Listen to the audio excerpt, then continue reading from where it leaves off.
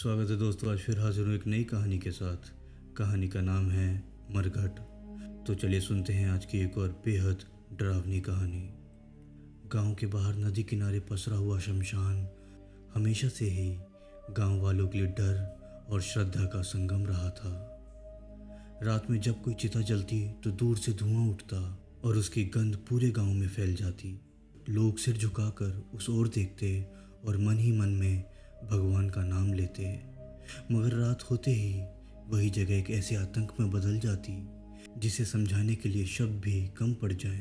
कहते हैं कि जिस धरती ने हजारों अध जले शरीरों की राख को अपने भीतर समाया हो, वहाँ सिर्फ मौत की गंध ही नहीं रहती, वहाँ अधूरी आत्माएं भी ठहर जाती हैं। रघु इस गांव का एक ही नौजवान था। उम्र मुश्किल से 26-27 साल की रही होगी। उसका काम गांव की चिता बांस की व्यवस्था करना था। जब किसी की मौत होती लोग उसी के पास आते, लकड़ियों को कटवाने, बांस लाने या फिर किसी मदद के लिए। धीरे धीरे वो शमशान घाट का जाना पहचाना चेहरा बन गया था। दिन में सब उसे सम्मान से देखते, लेकिन रात में कोई भी उसके साथ उस घाट की तरफ जाने की हिम्मत नहीं करता था। गांव के बुजुर्ग कहते थे, अरे रघु, रात में ज़्यादा मरघट पे मत ठहरना। चिता की राख सिर्फ राख नहीं होती, उसमें अधूरी चीज़ें भी छिपी रहती हैं। मगर रघु उनकी इन बातों पे हंस देता। उसने बचपन से ही मौत को करीब से देखा था। उसे लगता था कि ये सब अंधविश्वास है। लेकिन उस रात कुछ ऐसा हुआ जिसने उसकी पूरी ज़िंदगी बदल दी। एक रात गांव में बूढ़े लाला का देहांत हुआ। पूरा गांव अंतिम संस्कार के लिए शमशान घाट पे इकट्ठा हुआ। लाला की चिता धीरे धीरे राख में बदलने लगी। लोग शमशान की परंपरा के मुताबिक अपने घर लौट गए, लेकिन रघु को रुकना पड़ा। जल चुकी चिता के बाद बची लकड़ी की राख को नदी में बहाना उसका काम था। आधी रात हो चुकी थी, बाकी सभी लोग जा चुके थे, सिर्फ वही था। और सामने राख में दबी अधजली लकड़ी जो कभी कभी अब भी लाल और अंगारों की चमक उठाती थी। नदी के पार के सन्नाटे में उल्लू की आवाज़ गूंजती थी। हवा में राख और जलती चर्बी की गंध तैर रही थी। रघु ने अपने कंधे पर गमछा डाला और बांसों को समेटने लगा। तभी उसे महसूस हुआ कि कोई उसकी तरफ देख रहा है। उसने सिर उठाया। दूर दूर तक कोई नहीं था, सिर्फ राख, धुआं और काले आकाश में बिखरे तारे। उसने खुद से कहा, अरे क्या बकवास है, मैं क्यों डर रहा हूँ। वो राख को फावड़े से नदी में डाल रहा था कि अचानक उसे लगा जैसे राख की ढेर से कोई हल्की सी हरकत हुई हो। पहले उसने सोचा कि कोई कुत्ता होगा, लेकिन जब उसने ध्यान से देखा तो वहाँ कोई जानवर नहीं था। राख का ढेर खुद ब खुद हिलता हुआ सा लगा, मानो नीचे से कोई सांसें ले रहा हो। रघु के हाथ कांप गए। उसने फावड़ा कसकर पकड़ा और पास जाकर देखने लगा। राख बिल्कुल स्थिर थी। उसने एक लंबी गहरी सांस ली और फिर काम में लग गया। मगर तभी हवा का झोंका आया और राख का एक हिस्सा उसके मुंह पर उड़कर लगा और आंखों पर चिपक गया। उस राख में एक अजीब सी गंध थी, सिर्फ जली हुई लकड़ी की नहीं बल्कि सड़े मांस की। रघु का दिल उचट गया। वो पानी लेने नदी की ओर बढ़ा। तभी उसके कानों में हल्की सी फुसफुसाहट पड़ी, मत बहाओ मुझे, मत बहाओ। रघु ठिठक गया। उसने चारों तरफ देखा, कोई नहीं था। वो आवाज़ इतनी धीमी थी कि लगता था जैसे राख के ढेर से आई हो। उसका गला सूख गया। उसने खुद को समझाया कि उसके दिमाग का भ्रम है, लेकिन अब उसके कदम कांपने लगे थे। उसने जल्दी जल्दी बाकी राख नदी में डालना शुरू किया। तभी उसे लगा कि पीछे से कोई उसके बिल्कुल करीब खड़ा है। वो झटके से पलटा, मगर वहाँ सिर्फ अधूरी बुझी चिता थी। उसकी रीढ़ की हड्डी में जैसे किसी तरीके की ठंडी हवा लहर गई हो। हवा अचानक से और भारी लगने लगी। चारों तरफ सन्नाटा गहराता चला गया। रघु ने बांस उठाए और घाट से बाहर जाने लगा। तभी उसके पैरों के नीचे से किसी ने उसे पकड़ लिया। उसने नीचे देखा। राख के ढेर में से एक काला सा हाथ बाहर निकला हुआ था, जिसने उसके पैरों को पकड़ लिया था। रघु की चीख निकल गई। उसने फावड़े से उस हाथ पर वार किया, मगर अगले ही पल वो हाथ गायब हो गया। रात फिर से स्थिर हो चुकी थी। उसके पैरों में अब भी ठंडक थी, जैसे किसी ने बर्फीले पानी से पकड़ा हो। रघु भागते हुए घाट के किनारे तक पहुंचा और वहीं बैठ गया। उसकी सांसें फूल रही थीं। उसने नदी की तरफ देखा। चांद की परछाई पानी पे हिल रही थी, लेकिन उसकी परछाई के साथ और भी कुछ दिखाई दिया, जैसे कोई चेहरा जो पानी के भीतर से उसे घूर रहा हो। उसने आंखें मलकर दोबारा देखा। पानी शांत था, कोई चेहरा नहीं था। रघु कांपते हुए बोला, नहीं, ये सब दिमाग का खेल है और कुछ नहीं। मगर भीतर से कहीं उसे यकीन हो गया था कि वो उस रात सचमुच अकेला नहीं है। उसने जैसे तैसे हिम्मत जुटाई और बांस को कंधे पे उठाए गांव की ओर लौटने ही वाला था कि पीछे से वही फुसफुसाहट गूंजी, राख पूरी नहीं हुई है, अधूरा मत छोड़। अब की बार आवाज़ साफ थी और किसी औरत की थी। रघु का दिल जोर जोर से धड़कने लगा। उसने पीछे मुड़कर देखा। राख के ढेर में हल्की सी लपट उठ रही थी, जबकि वो चिता कई घंटे पहले बुझ चुकी थी। उसका पूरा शरीर पसीने से तर हो गया। वो भागने लगा, लेकिन उसे लगा कि हर कदम के साथ कोई उसकी परछाई पकड़ रहा है, जैसे उसके पीछे कोई और भी दौड़ रहा हो, पर दिखता ना था। गांव तक पहुंचने का रास्ता मुश्किल से आधा किलोमीटर रहा होगा, मगर उस रात रघु को वो रास्ता कई मील लंबा लग रहा था। उसके कानों में वही आवाज़ बार बार गूंज रही थी, राख पूरी नहीं हुई है, मुझे मत बहाओ। रघु कांपता हुआ अपने घर पहुंचा और दरवाज़ा बंद कर लिया। वो पूरी रात जागता रहा। आंख लगते ही उसे राख से निकलते हाथ और चेहरों की झलक दिखाई देने लगती। सुबह होते उसने तय किया कि अब वो रात में कभी अकेला मरघट पर नहीं जाएगा। लेकिन रघु नहीं जानता था कि ये तो बस शुरुआत थी, असली आतंक तो अभी बाकी था। सुबह की धूप गांव में फैल चुकी थी, लेकिन रघु की आंखों के नीचे गहरी थकान उतर आई थी। वो पूरी रात एक पल भी चैन से नहीं सोया। घर वाले पूछते रहे कि क्यों बेचैन है, मगर उसने कुछ नहीं बताया। उसके मन में अब भी वही राख, वही काला हाथ और वही फुसफुसाहट गूंज रही थी। वो खुद से लड़ने की कोशिश कर रहा था और बार बार सिर्फ यही सोच रहा था, जो उसने बीती रात देखा वो सब एक डरावना सपना था और कुछ नहीं। नींद पूरी नहीं हुई, इसलिए उसे अभी अजीब सा महसूस हो रहा था।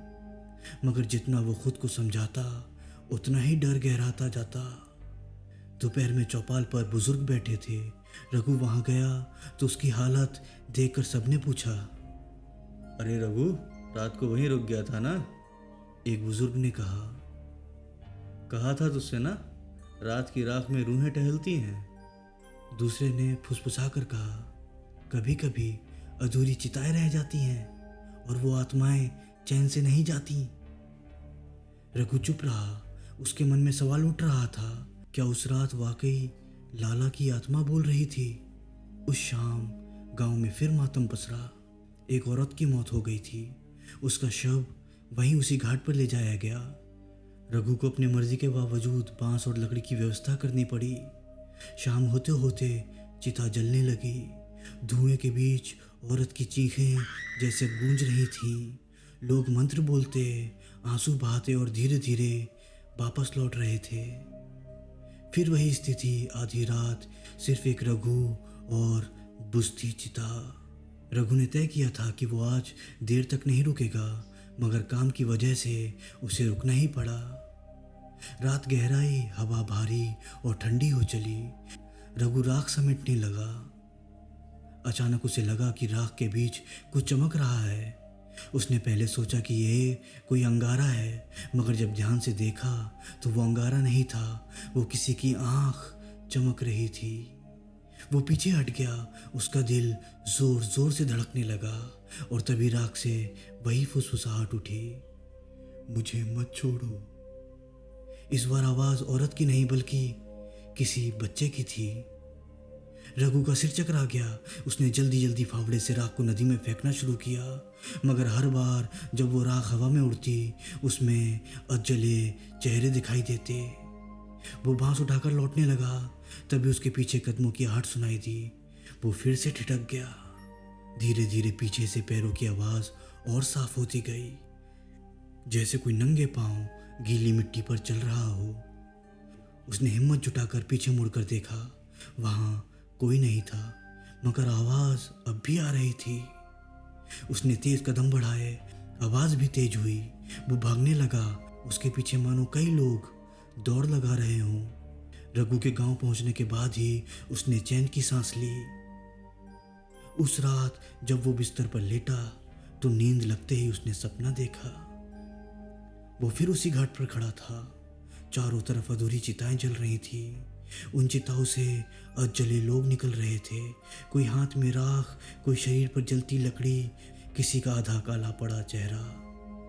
सबकी आंखें उसकी तरफ टिकी थीं और सब एक साथ बोल रहे थे, राख पूरी नहीं हुई। रघु चीखते हुए जाग गया। उसका पूरा शरीर पसीने से भीग चुका था। अगले दिन वो बेहद परेशान था। गांव वाले उसे देखकर कानाफूसी करने लगे। कोई कहता, लगता है इस पर मरघट का छाया पड़ गया है। कोई कहता, जलती राख कभी अधूरी नहीं छोड़नी चाहिए थी रघु। रघु अपने भीतर से टूट रहा था, लेकिन वो जानता था कि काम तो करना ही है। गांव का कोई और आदमी उसके साथ शमशान पर नहीं जाता। उसे मजबूरन अकेले ही जाना पड़ता। तीसरी रात अब एक बच्चे की मौत हुई। तब फिर वही सब दोहराया गया। चिता जली, लोग लौटे और रघु अकेला रह गया। इस बार उसने ठान लिया कि राख बहाकर तुरंत वहां से चला जाएगा। मगर जैसे ही उसने राख उठाई, उसे लगा कि राख का ढेर धीरे धीरे हिल रहा है, जैसे मानो धड़कनें हिलती हैं, मानो उसमें कोई दिल धड़क रहा हो। वो कांप गया। उसके कानों में फिर वही आवाज़ गूंजी, मुझे मत बहाओ। रघु ने घबराकर राख नदी में फेंक दी। पानी में जाते ही राख से चीख निकल पड़ी, तेज, भयानक, जैसे कोई जिंदा जल रहा हो। रघु के कान सुन्न पड़ गए। उसकी आंखें फटी रह गईं। रघु को अब यकीन हो चुका था कि घाट पर कुछ अजीब हो रहा है। हर रात राख से कोई नई आवाज़ आती है, कभी औरत की, कभी बच्चे की, कभी किसी बूढ़े की। उसका मन सवालों से भर गया। क्या ये सब लाला की आत्माओं से जुड़ा है? क्या घाट पर अधूरी चिताएं रह जाती हैं? या फिर ये जगह भूतिया हो गई है? क्या यहाँ पे आत्माओं का वास होने लगा है?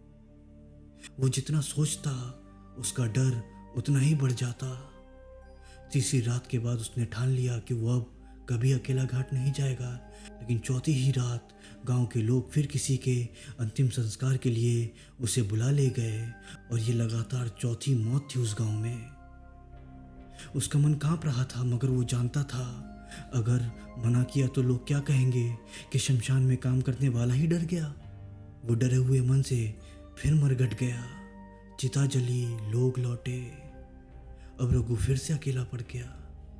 राख समेटते वक्त अचानक से उसे लगा जैसे कोई उसके पीछे खड़ा है। उसने बिना देखे ही कहा, कौन है? कोई जवाब नहीं आया, मगर उसे किसी की सांस अपने कंधे पर महसूस हुई। उसका खून जम गया। उसने तुरंत फावड़ा उठाया और राख नदी में फेंकने लगा। तभी उसके पैरों के पास राख से एक अधजला चेहरा बाहर निकला। आंखें खुली हुई, होठ हिल रहे थे। चेहरे से आवाज़ निकली, मुझे अकेला मत छोड़ो। रघु पीछे हट गया। उसके हाथ से फावड़ा गिर गया। उसके पैरों में जैसे जान ही नहीं बची। वो भागने लगा, मगर उसे लगा कि वो चेहरा अब उसके पीछे पीछे सरक रहा है।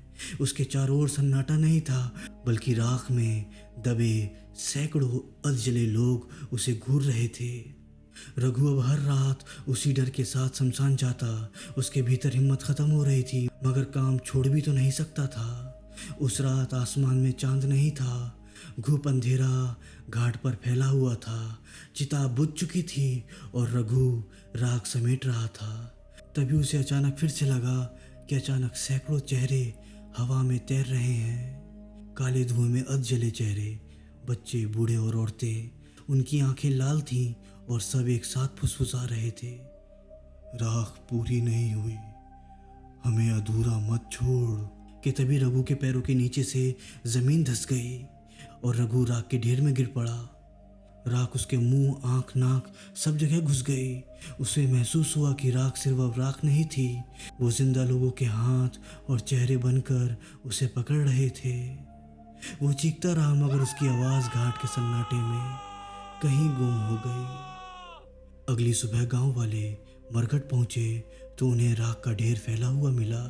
बीच में रघु का फावड़ा पड़ा था, लेकिन रघु खुद कहीं नहीं था। लोग कहते हैं उसका शरीर कभी मिला ही नहीं, पर जब भी रात को मरघट पर कोई नया शब्द चलता तो राख से एक नई आवाज़ उठती। वो आवाज़ किसी और की नहीं, शायद रघु की होती, और वो कहता, राख पूरी नहीं हुई। कहा जाता है राख खुद जिंदा है और वो हर बार किसी नए को निगल कर उसके रूप में किसी दूसरी लाश को वापस भेज देती है।